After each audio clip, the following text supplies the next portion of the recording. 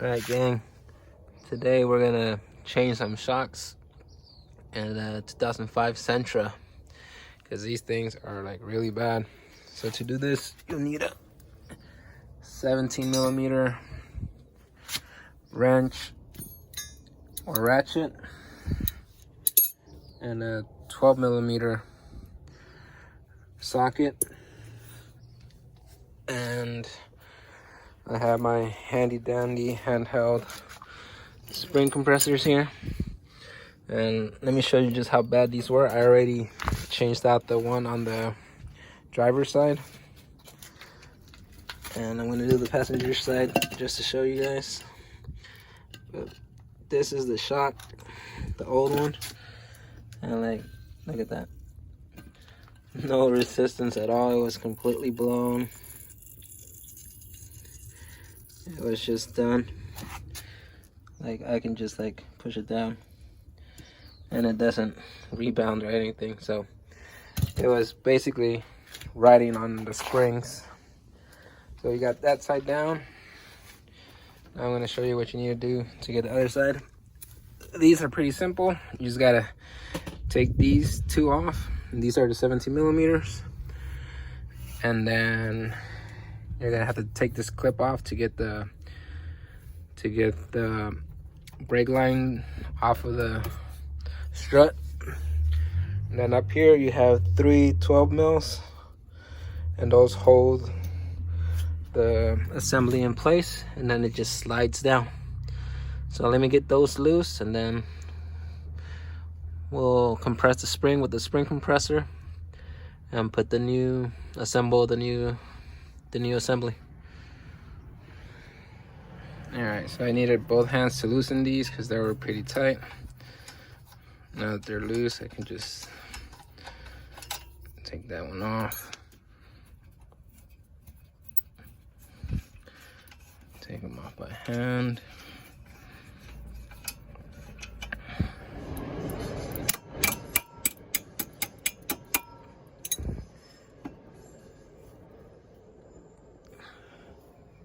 All right, now that the bolts are out, I'm gonna take this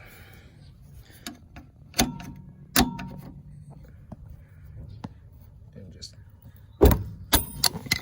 knock that clip out.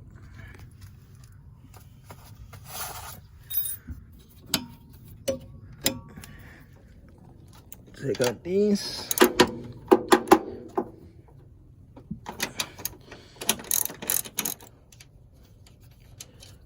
All right, now that those are off, we come down here again.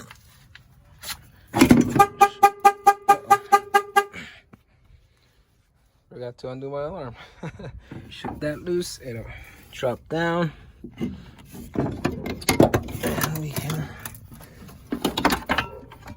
take it out. All right, so that's our assembly. I slipped on my ring compressors and push the pins in to secure them, and then it's just a matter of tightening. It's just a giant bolt. For my spring compressor, it's a 15/16, and just to make things faster, I'm gonna use my DAC. Oh, tight. Do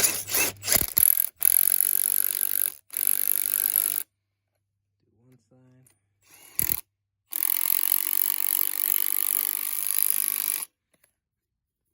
And there you can see that now the spring, there's no tension against the actual shock absorber. So now we can undo the bolt or the nut that holds this onto the shock. And that is also a 17 millimeter. Oh, I guess it's not a 17 millimeter.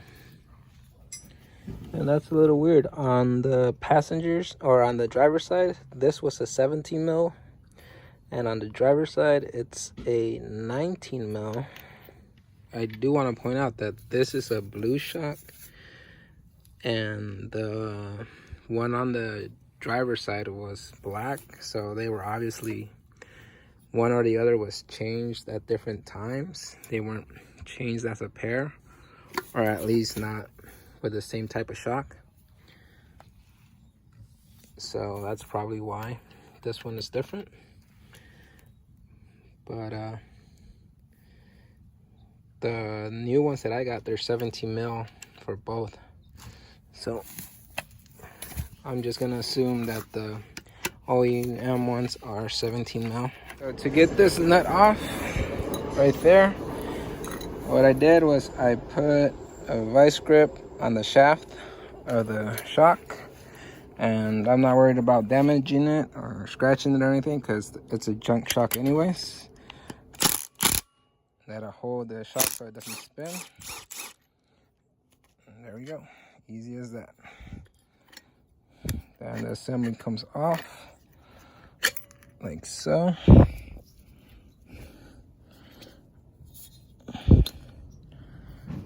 And then take the vice grip off, and the spring comes off of the assembly. We can get the boot also, and the bump stop. So we got our new one. We're gonna put on our bump stop, our boot,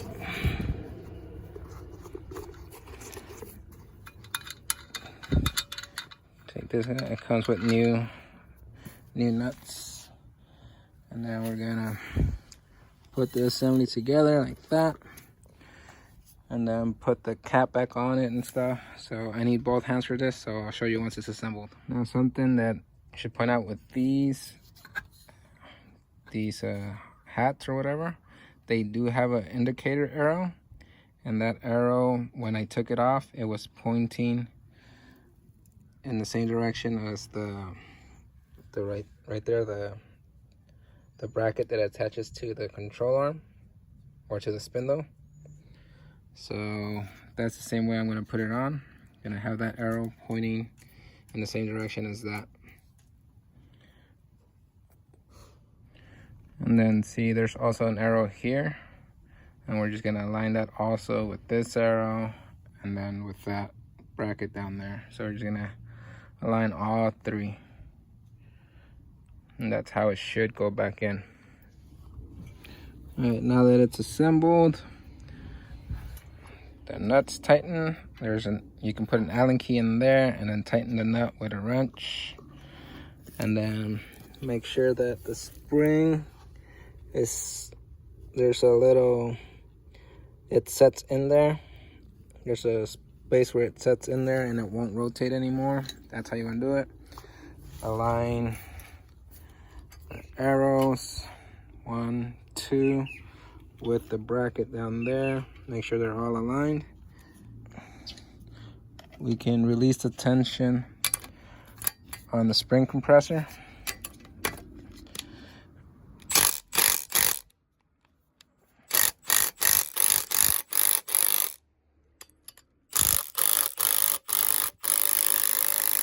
Try to do it evenly on both sides.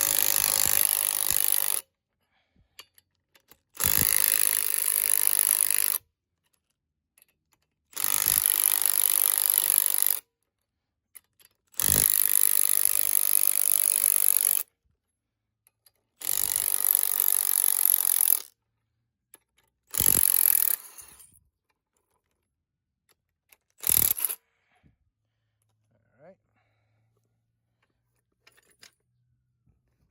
So now, on mine, you pull these pins out that lock it onto the spring. Then you just slide them out. Alright, now that our shock assembly's all put together, it's ready to go back in. Let's slip it in like that.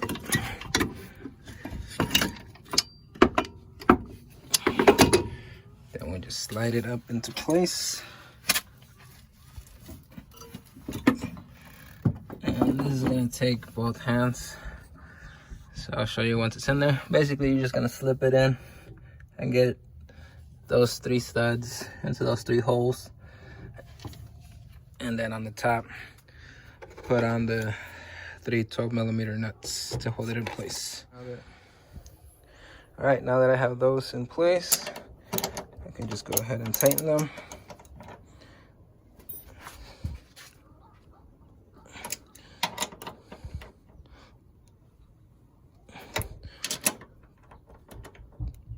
There's probably a torque spec in the manual somewhere, but just gonna get it tight enough. Then down here,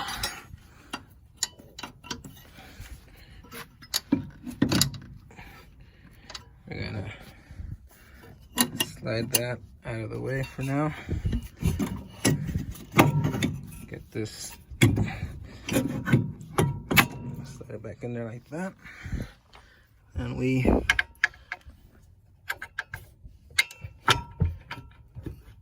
wiggle it about till our holes are aligned.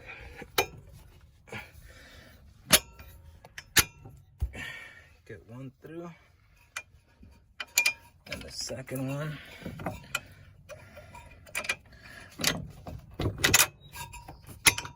Get that through. Get these nuts on there.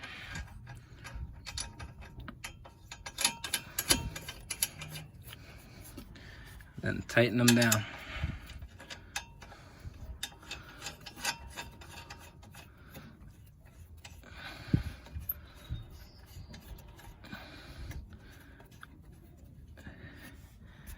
Tighten those down. Then we'll put our brake line. Slip our brake line back in there. And then slip our retaining clip back on.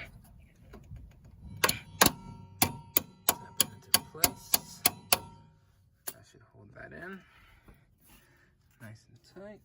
And then we're gonna tighten these bolts, and that's it. So yeah, that's all you gotta do. All right, now that those are tightened, we're gonna let a checklist. Tighten these two, put the clip back, and tighten the top 3. All right, and this side is done. Let's put the tire back on and put it on the ground, and that's it. All right, so that's how you do the fronts. And like I said, the other side was completely blown out. This side still had a little bit of life, but you always want to replace these in pairs, either both fronts or both backs, depending on how much money you want to spend. But I'm gonna redo all 4 corners just because, you know, I just know that they're all completely blown out. This car has 233,000 miles, and you can tell up here that at some point there was some leaking of some sort, so that may have come from an old shock or something. I don't know, but yeah, it's best, in my case, it's best just to replace all 4, since this car has so many miles, and when I test drove it, it was like all over the road on any little bounce. So next I'll show you how to do the rear. All right, so for the rear, what you're gonna need is a 14mm deep socket, because these are kind of long up here. So 14mm long socket. And you need a 17mm for this one right there. That's gonna be a 17mm. So let's start by taking those off.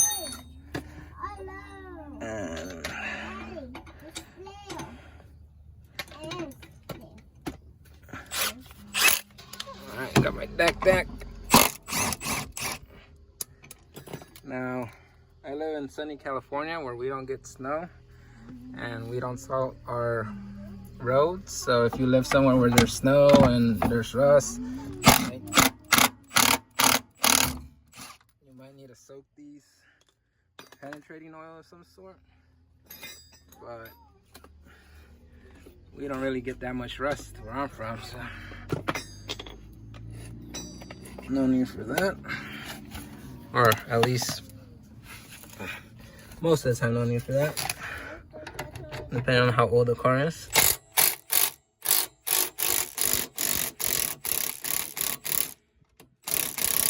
Now that the bolt is out, it just falls down.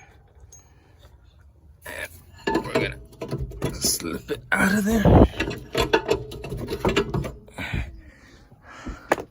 It's free. And I don't know if the rear has bump stops, but if it does, they're completely destroyed just because it bottoms out all the time since the shocks are completely worn out. So I'm gonna get my spring compressor, compress this, take that nut off, slip in the new shock, and put it back together, and then put it back in. Comes out just like that.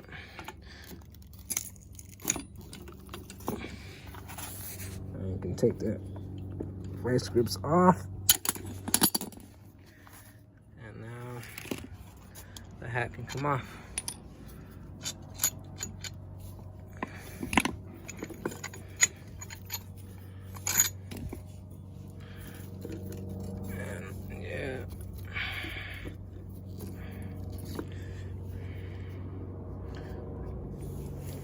Right.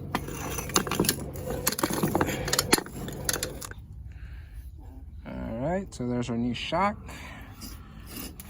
And I'm gonna put this guy in there, followed by that guy, followed by that guy, our washer, and our nut.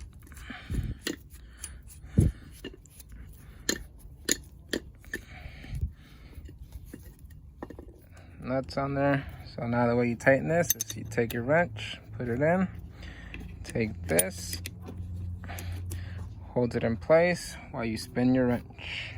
All right, I need both hands for this, so I'm gonna put you down. So there's a specific way that the spring sits on the shock body, and see that right there? See how the end of the spring sits in there, and then on the top too, the end of the spring, it'll be marked like that to where it can, but it stops it a little bit because there's like a little groove it sits into.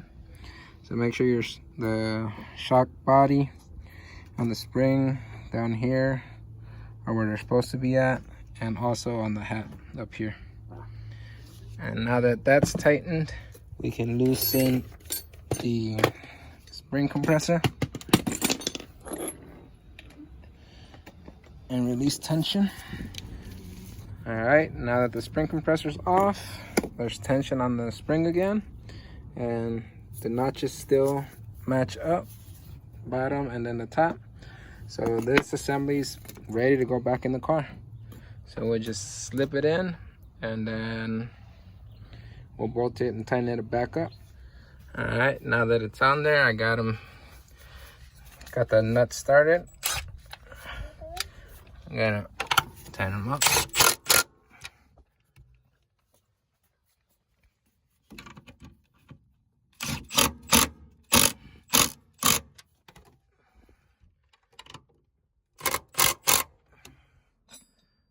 Should be good. All right, now we just gotta wiggle this guy in place. All right, now that I started it by hand, send it home with that guy.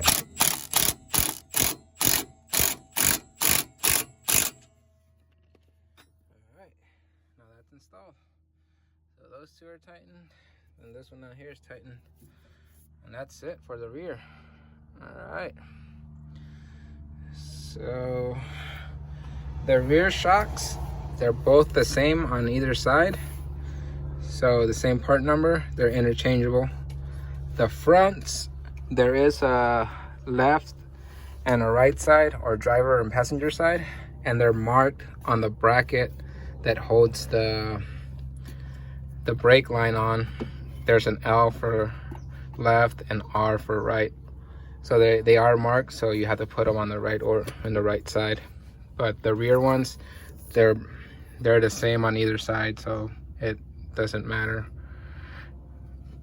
All right, so that's it on putting new shocks on the 2005 Sentra. All right, so we got 4 new shocks on the 2005 Sentra. If all you're doing is the shocks, Gonna need to go get an alignment afterwards. I happen to be getting new tires today also, so new shocks, new tires, and while I get the tires, I'm gonna get an alignment at the same time. And that is it for today. Another big part of the project done. This thing is one step closer to becoming a daily driver again. All right, catch you next time.